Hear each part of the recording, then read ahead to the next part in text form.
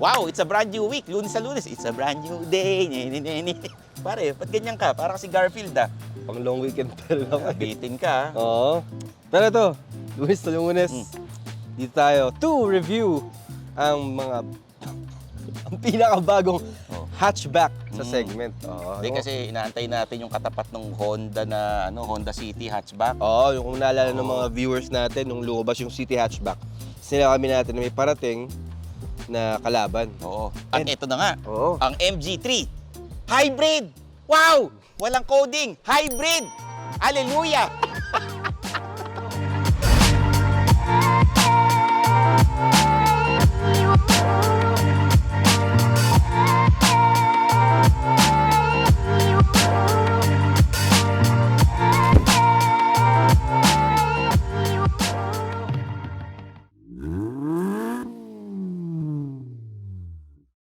Kotse ba?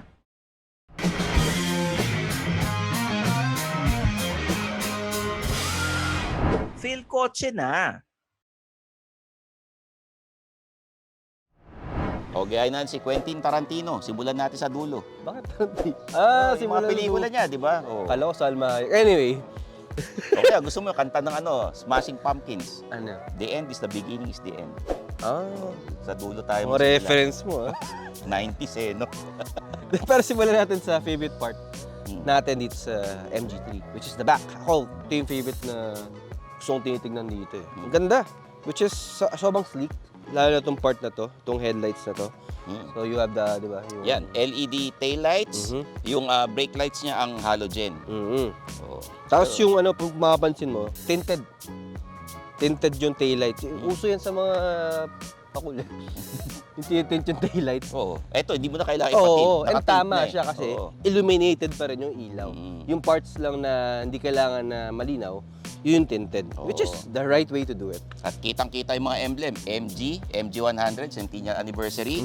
Tapos yung MG3 hybrid. Hindi kayo pwedeng hulihin ng coding. Sampal mo doon sa Yan, Porsche, sampal nyo yan. Hybrid. Oh, yung buong sasakyan, isampal nyo. Boss, hybrid to! Ayan. Ganun. And then you have the diffuser. Para medyo sporty yung dating. Okay, buksan natin. Oo nga, trunk, no? Manual tailgate. Kamay tunog, tapos pwedeng lagyan ng mga siguro 3 grocery bags. Pwede.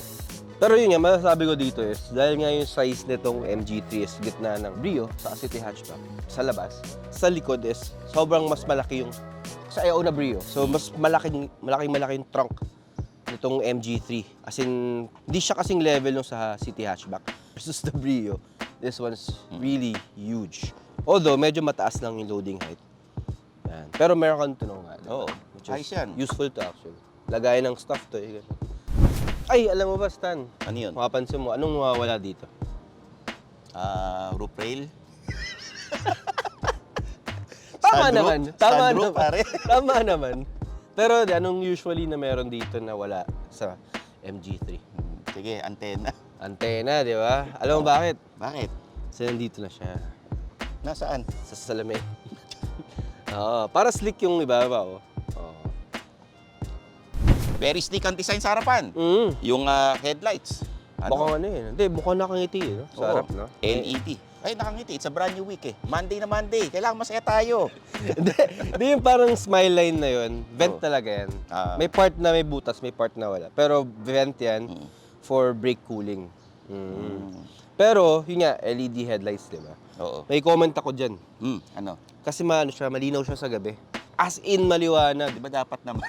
Mga pag-good morning ka sa gabi. Parang ganun yun. Ay, parang Tagline. masisilaw ka. Parang kukunin ka na ni Lord sa sobrang liwanag. Pero ang maganda dun is, hindi siya nakakasilaw sa bystanders. Singilip ko siya na parang, di na sisilaw. Ganun. Okay. Which is good.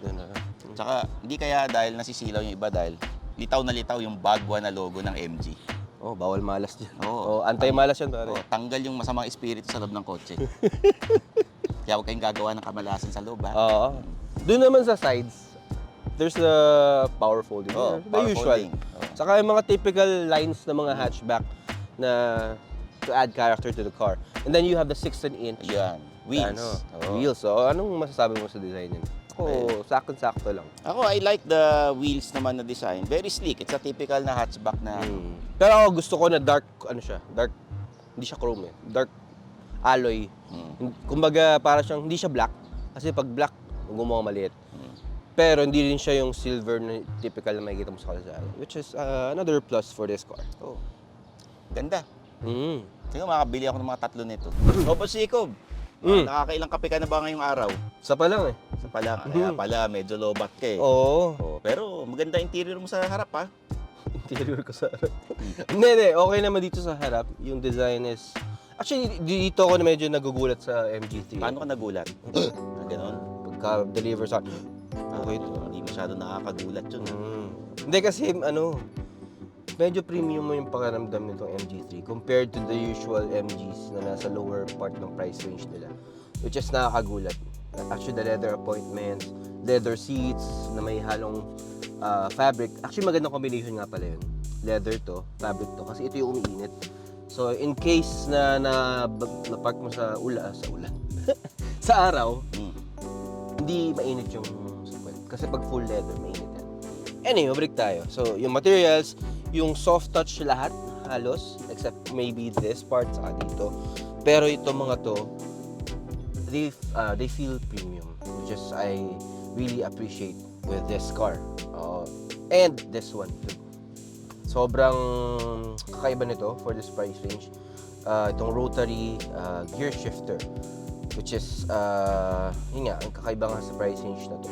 So to use it, typical, I mean, hindi naman, intuitive naman siya. Hindi naman siya bawal sa medyo mahina. Ano pa ba? Ayan, auto brake hold. Oh. Ayan, Nandito na lahat actually. You have the drive modes, your parking modes. And mapapansin mo, medyo minimalist. Medyo. Pero may mga natira ng mga buttons, which is I actually appreciate. You also have the Apple CarPlay. Medyo maliit lang yung screen. So, kung titignan mo yung camera, medyo sabi ka ko.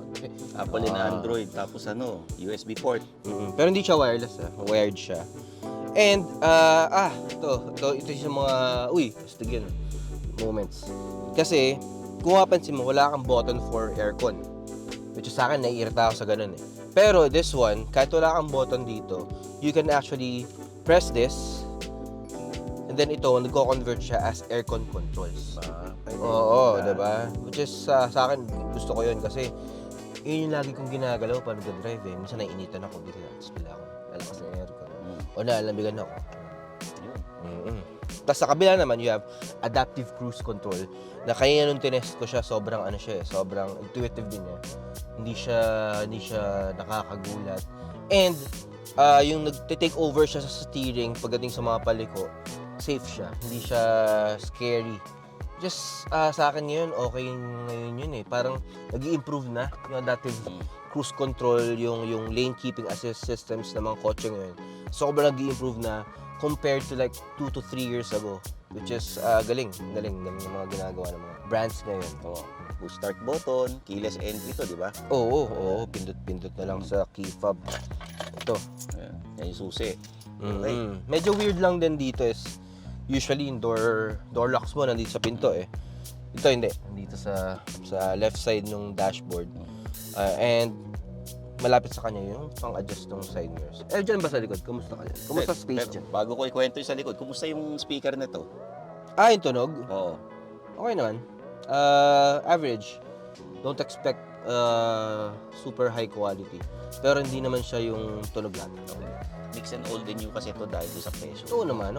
They have to keep the price. Pero I also appreciate na black yung headline. Oo naman. Sobrang sobrang... Lakas makasosyal eh. Oo, kasi pag light, parang... Although, maganda rin. Maganda pag light yung... or gray, yung headliner mo. Maliwanag. Maliwanag yung cabin. Pero hindi siya sleek. This one is sleek as it can be. But kamusta naman dyan sa likod? May aircon vents, mayroon tayong USB port. Wala masyadong bottle holder, maliit lang. Tapos, sakto lang yung size dito sa likod. Siguro kung mas malaki ka, baka masisikipan ka ng konti. Kasing... Honest kami rito hindi lahat maluwag Ayan. Wala siyang yung armrest. Yun nga, sabi mo nga Wala siyang gano'n, mixan ng old and new ito kasi nga sa presyo. Pero, it's a typical na na hatchback. Saka sa pagtupi ng likod, isang buo lang siya. Oo. Hindi siya 60-40. Yung headroom niya, para sa height ko, okay lang. Mm. Pag mas matangkad ka, medyo hindi pwede sa inyo to. Actually, same dito sa harap, ganun din. Although, pag sa driver, you have the seat height adjuster. So, kung matangkad ka talaga, like 6-footer, hindi ko alam, hindi ako 6-footer. Pero feeling ko naman kakasya ka dito, ababa mo na yung upuan. Oo. Pero yun nga, that's the whole package of the MG3. It's a driver's car. So, basically, medyo may focus talaga sa driver when it comes to amenities rather than the passengers. Oo. Talagang nakafocus sa driver. Medyo matigas dito eh. Pagdating sa safety, meron tong front, side, and side airbags, stability control, hill start assist, 360 camera, rear sensors, pre-collision system, lane departure alert, lane watch, lane keep assist, tire pressure monitoring system, and cruise control.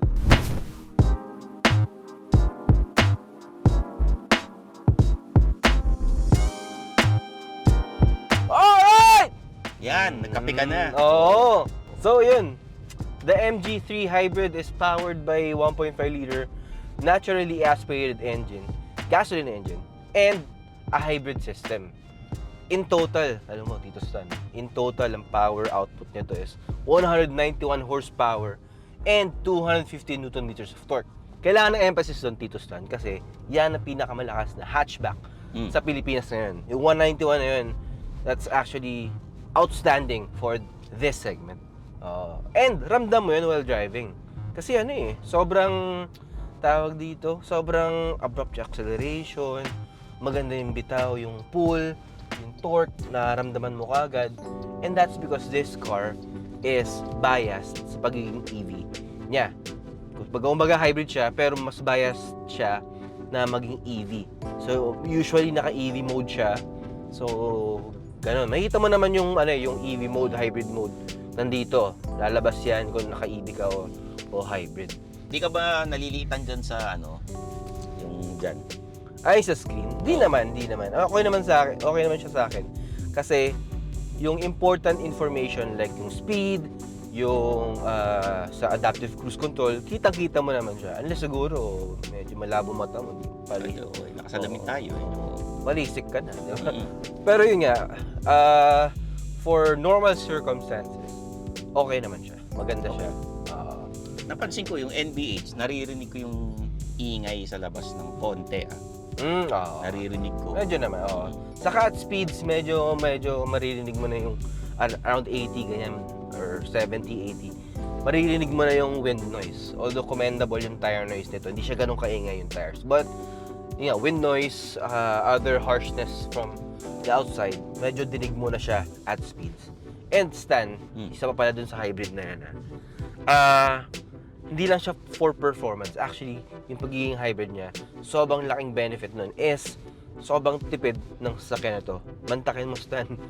Mantakin mo. 5 days. 5 days of using this car, araw-araw. Mostly in the city. May konting highway. Kasi taga Paranaque ako. So, pag pupunta ako ng Makati or ng Ortigas, magsa-skyway ako. So, mostly city pa rin. Ako nakuha ko is 18 kilometers per liter average for 5 days. Okay. Sobrang tipid nun. Yung Brio ko, hindi nagagawa yun. Ito, yung upo ko rito, typical. Typical. Parang Sakto typical lang, hindi naman siya yung super komportable. Siyempre, medyo sabi ko nga kanina, medyo matigas nga ng konti rito. Saka yung space, no? Oo, yung space hindi naman ganun kaluwag. So, sakto lang. Pang ano talaga ito eh, pang driver's car. Tapos, siguro small family nga, ano. Pero ito, pakita natin yung acceleration itong sasakyan na to. So, medyo dito tayo sa medyo maluwang na area. Diba? Ang bilis, oh. Ang bilis nga. Teka. Habulin mo yung nagja-jogging niya. Nako, Stan. Titingnan ko lang. Nako. Pwede. Lalaki yun eh. Hindi, babae. Pwede. Hindi ba lalaki? Hindi, medyo tisay. Tangos ilong. Ayos Stan. Mga gusto ko dito sa MG3 hatchback eh. Yung handling niya. Dahil nga maliit siyang auto, ang dali niyang i-drive sa city. Tapos, Okay din yung ano niya, yung sa let's say sa mountain passes, sa zigzags or winding roads. Maganda yung takbo niya, yung handling niya sa mga parts na yan. May konting roll, body roll, which is expected, pero kumbaga makakapit, yung grip nandun eh. Madali yung... Tapos, ang mapipintas ko lang dito is masyadong magaan yung steering. I mean, magaan siya, which is good sa city, pero minsan sa highway at speed like 90, medyo maghahanap ka ng hipit. Medyo malikot tong manibela niya. And yung brakes naman niya sobrang lakas. Sobrang lakas ng kapit. Hinay-hinay lang sa pagdadrive. Defensive driving tayo, ha? Oo, makakarating naman tayo sa pupuntaan. Mauna lang. Ayos. Ayos, di ba? Ang bilis ng takbo, good for small families, pwedeng first car. Pero, ang presyo nito, 1,088,888 pesos. 8. Siyempre, no? swerte yung 8 sa dulo eh. Pero Sa maganda loob yung pa maganda yung price positioning ng MG3 hatchback kasi kumbaga nasa gitna siya ng segment eh. Kung yung Honda City hatches nasa around 1.2, siya lower and hybrid. So medyo na-beat niya. Pero yung size, mas maliit din ng konti. Although mas malaki siya dun sa smaller na Honda hatchback, which is the Brio. So sa akin nasa gitna siya and sa akin tamang-tama yung presyo. Oo. Tamang-tama rin. Kung mabigat ang paa ninyo, bagay na bagay sa inyo to. Oo, gusto Diba? mo ng mabilis na takbuhan, no? Mhm. Na legal, ah. Oh, tsaka madaling i-park, maliit lang eh. Mm. Oh, yan. So there you have it. I-test drive nyo na. Kung pwede, bilhin nyo na rin. I'm your host, Stanley Chi. I'm ang inyong senpai ng turbuhan. My name is Chico Boliva, the head of content and video of PhilCoach.com. Monday! Oh, Monday na Monday! Like and subscribe, ha? 450,000 subscribers before the end of the year. So paano ba yan? Kita-kits tayo sa next video dito lang sa PhilCoach. Bye-bye! Monday na Monday. It's a brand new Hindi na tayo mag-shoot ng Monday. Thanks for watching. For the latest news, reviews, and anything you want to know about cars and car ownership, visit PhilCoach.com. Follow us on YouTube, Facebook, Instagram, and Spotify para hindi ka huli sa usapan. Tandaan, kotse ba? PhilCoach na!